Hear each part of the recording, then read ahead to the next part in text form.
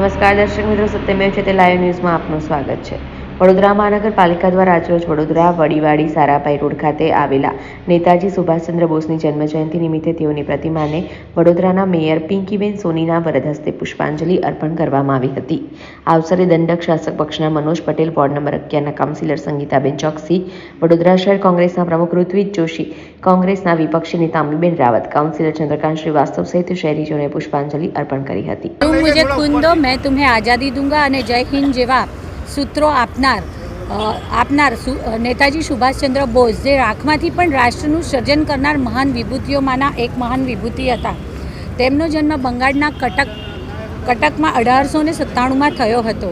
બાળપણથી જ ખૂબ તેજસ્વી અને કુશાગ્ર બુદ્ધિ એવા નેતાજી સુભાષચંદ્ર બોઝ આઝાદ હિન્દ ફૌજ દ્વારા ભારતની પ્રજામાં દેશ માટે અને દેશની આઝાદી માટે તત્પર થવા માટેના ગુણો વિકસાવવામાં સફળ રહ્યા હતા।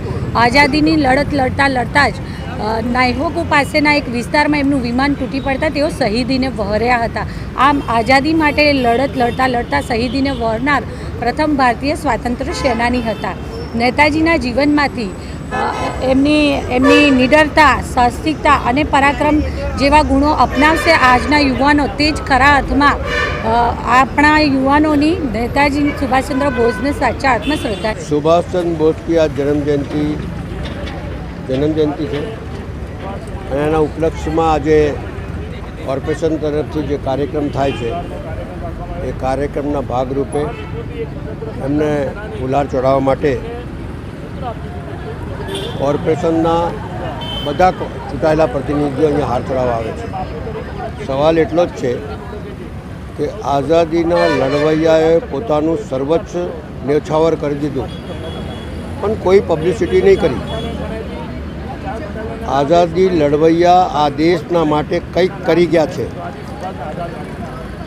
आज पहलो व्यक्ति छे जेने आज़ादीनी लड़ाईमां लोकोने क्रांतिकारी लड़ाई तरफ वाळ्या हता अने कीधेलुं कि तुम आगरानी अंदर कीधेलुं कि तुम मुझे खून दो, मैं तुम्हें आज़ादी दूंगा।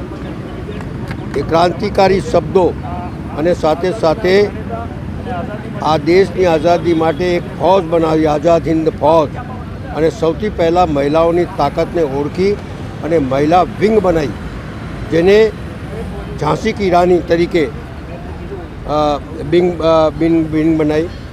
એટલે એને મને લાગ્યું કે આઝાદીની લડાઈમાં બહેનો પણ જોઈએ, માણસો પણ જોઈએ, અને એ લડાઈ લડવા માટે વિદેશ ગયા, ત્યાંથી લડાઈ શરૂ કરી। પણ સવાલ એટલો જ છે કે ક્રાંતિકારી લડાઈ તરફ વળ્યા, કારણ કે કોંગ્રેસના પ્રમુખ હોવા છતાં પણ વિચારોના મતભેદ હોવાથી બહાર નીકળી ગયા, પણ લડાઈ સામે ક્રાંતિકારી લડાઈ લડવા માટે જે લોકોને ઉત્સાહી કર્યા એમાં સૌથી પહેલું નામ જો કોઈનું આવતું હોય તો સુભાષચંદ્ર બોઝનું આવે છે।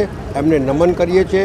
આવા વ્યક્તિત્વથી આપણે આ દેશમાં કઈ લડાઈ લડવી છે, કોના માટે લડવી છે, શાના માટે લડવી છે, એ પ્રેરિત થઈને હંમેશા લડાઈ લડવા માટે તૈયાર રહેવું જોઈએ અન્યાય સામે। અને આ લડાઈ અન્યાય સામે જ લડી છે, એ બહુ મહત્વની હતી છે।